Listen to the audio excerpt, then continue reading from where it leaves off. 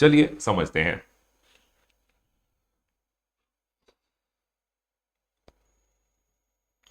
Airport पे एक charges होता है जिसे हम बोलते हैं पैसेंजर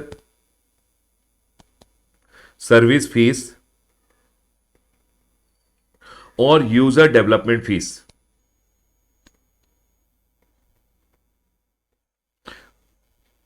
चलिए, एक सर्कुलर है पैसेंजर सर्विस फीस और यूजर डेवलपमेंट फीस के ऊपर। वो सर्कुलर को समझने की कोशिश करते हैं। बहुत सिंपल सा सर्कुलर है, बच्चे बताएंगे मुझे सारे आंसर, मैं तो बस पूछ रहा हूं, ठीक है। क्या होता है ना, एक होता है एयरपोर्ट डेवलपर जिसको हम बोलते हैं एयरपोर्ट ऑपरेटर्स, जो एयरपोर्ट को ऑपरेट करते हैं, एयरपोर्ट ऑपरेटर, ठीक है। एक होता है एयरलाइन ऑपरेटर्स,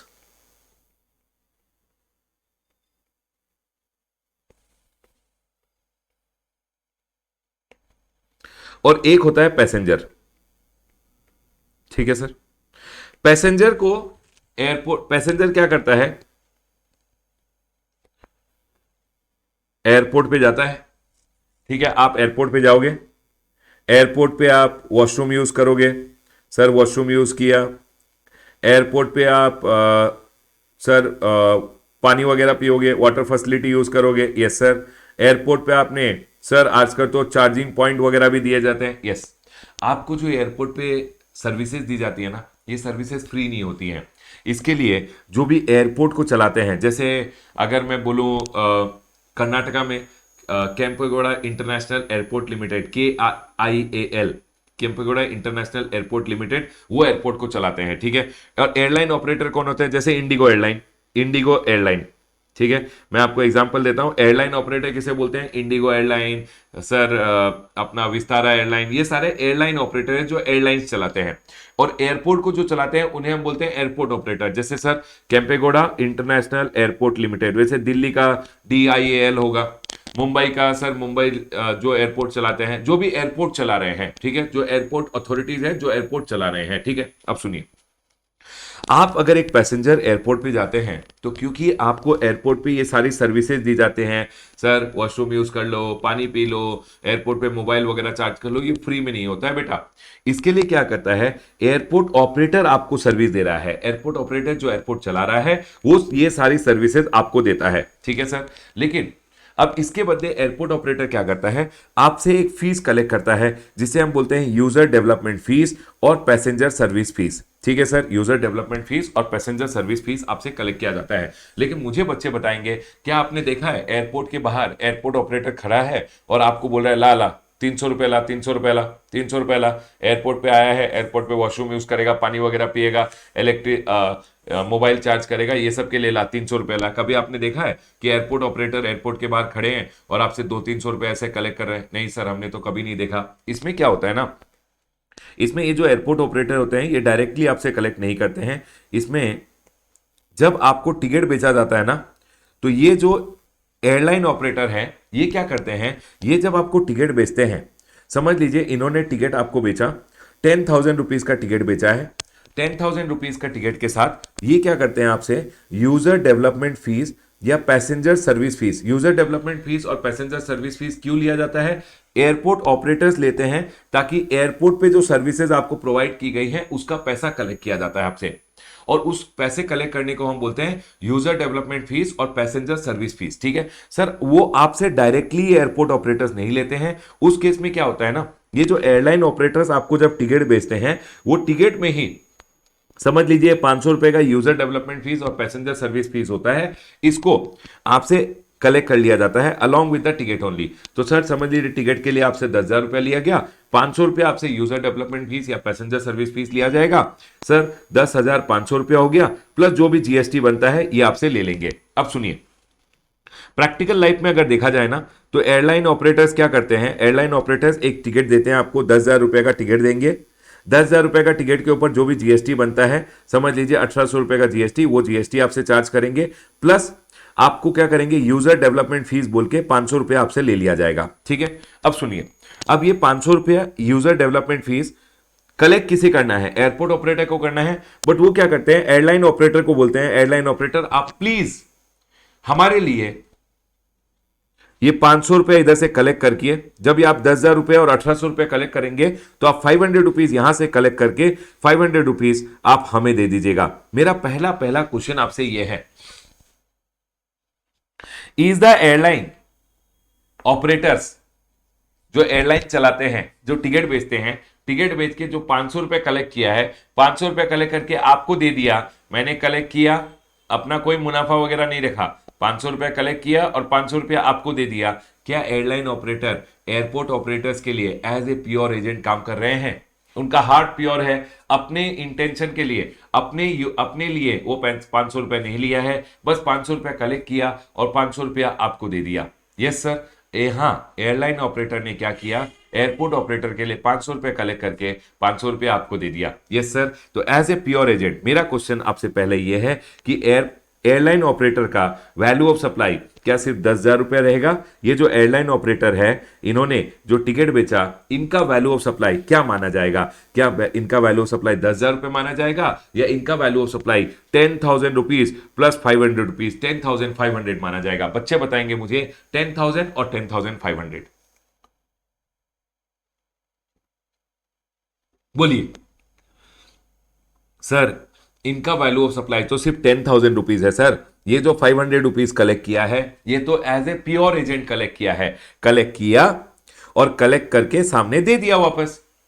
यस सर, बच्चे बोल रहे हैं sir 10,000 10,000 10,000। Very good very good very good. और 10,000 के ऊपर अकॉर्डिंगली ये जीएसटी चार्ज करेंगे। ये जो 500 रुपीज है, ये यहां से कलेक्ट किया, कलेक्ट करते हुए इनको दे दिया। मेरा क्वेश्चन आपसे ये है, क्या एयरपोर्ट ऑपरेटर्स ने कोई सर्विस दिया है कस्टमर्स को? Yes sir. क्या एयरपोर्ट ऑपरेटर्स ने जो सर्विस दिया उसके बदले पैसा कलेक्ट किया है? हां सर, पैसा कलेक्ट किया। तो एयरपोर्ट ऑपरेटर्स ने जो 500 रुपए कलेक्ट किया, क्या ये 500 रुपए के ऊपर जीएसटी एयरपोर्ट ऑपरेटर्स को देना पड़ेगा? मेरा क्वेश्चन अगेन आपसे यह है, क्या ये जो 500 रुपए कलेक्ट किया गया है, इसके ऊपर एयरपोर्ट ऑपरेटर्स को जीएसटी देना पड़ेगा गवर्नमेंट को? यस और नो? यस सर, जीएसटी देना पड़ेगा। अब देखिए, अब इधर सर एयरपोर्ट ऑपरेटर्स के जब 500 रुपए आया, क्योंकि यहां से एयरपोर्ट ऑपरेटर्स ने सर्विस दिया था कस्टमर को, कस्टमर से पैसा कलेक्ट कर लिया था, तो जो 500 रुपया है उसके ऊपर एयरपोर्ट ऑपरेटर्स को जीएसटी गवर्नमेंट को देना पड़ेगा। ठीक है, अब सुनिए, अब ये जो जीएसटी होता है ना, ये हो सकता है एयरपोर्ट ऑपरेटर ऐसा करे, बट प्रैक्टिकली अभी ऐसा नहीं हो रहा है, लेकिन ऐसा हो सकता है कि एयरपोर्ट ऑपरेटर्स क्या करे, एयरलाइन ऑपरेटर्स को बोल दे, आप जब 500 रुपया कलेक्ट करें, आप हमारे लिए जीएसटी भी इसके ऊपर कलेक्ट कर ले। तो सर 500 रुपया प्लस जीएसटी दोनों अमाउंट कलेक्ट करें, और हमें जब पे कर रहे हैं 500 रुपया प्लस जीएसटी पे कर दें, और हम क्या करेंगे, जीएसटी गवर्नमेंट को पे कर देंगे। लेकिन अगर इन्होंने 500 रुपए के साथ जीएसटी कलेक्ट नहीं किया, तो जो 500 रुपए कलेक्ट किया गया है उसमें मान लिया जाएगा जीएसटी है, और एयरपोर्ट ऑपरेटर्स को जीएसटी तो गवर्नमेंट को पे करना पड़ेगा। इट मींस जो भी पैसेंजर सर्विस फीस और यूजर डेवलपमेंट फीस है जो चार्ज किया जा रहा है थ्रू द एयरलाइन, जब कलेक्ट किया जाएगा तो सर जो भी कलेक्ट किया जाएगा उससे गवर्नमेंट को जीएसटी पे करना है। अगर जीएसटी अलग से कलेक्ट किया गया तो जीएसटी पे कर दो, अगर अलग से कलेक्ट नहीं किया गया तो 500 से जीएसटी निकाल के गवर्नमेंट को पे करना पड़ेगा। यस सर, ये पॉइंट भी समझ में आ गया है। उसके बाद तो देखिए, ये मैंने यहां पे लिखा है, एक सर्कुलर है passenger service fees and user development fees के ऊपर एक सर्कुलर मैंने लिखा है यहाँ पे कि सर, मैंने नहीं लिखा है बाबा, सीबीआईसी ने इशू किया है, मैंने अपनी चार्ट बुक में इंक्लूड किया है। They are levied by airport authorities through airline acting as pure agent. So sir, ये जो पैसेंजर सर्विस फीस और यूजर डेवलपमेंट फीस होता है, ये एयरपोर्ट ऑपरेटर्स लगाते हैं, थ्रू द एयरलाइन लगाते हैं, और कलेक्ट किया जाता है थ्रू द एयरलाइन, और airline as a pure agent work कर रहा है।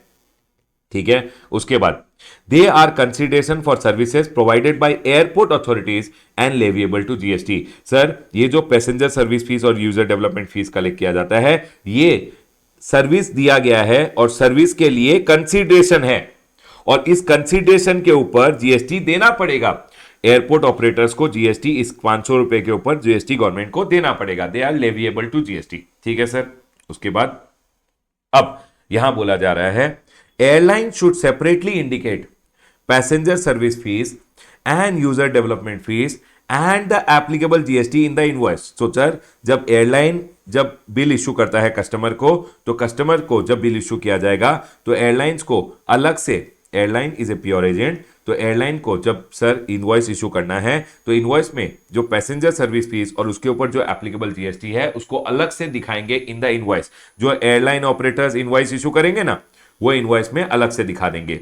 अब सर ये जो पैसेंजर है ये जीएसटी का क्रेडिट भी ले सकता है, और ये जो जीएसटी है इसका भी इनपुट टैक्स क्रेडिट पैसेंजर को मिल जाएगा। किस इनवॉइस के बेसिस पे मिलेगा?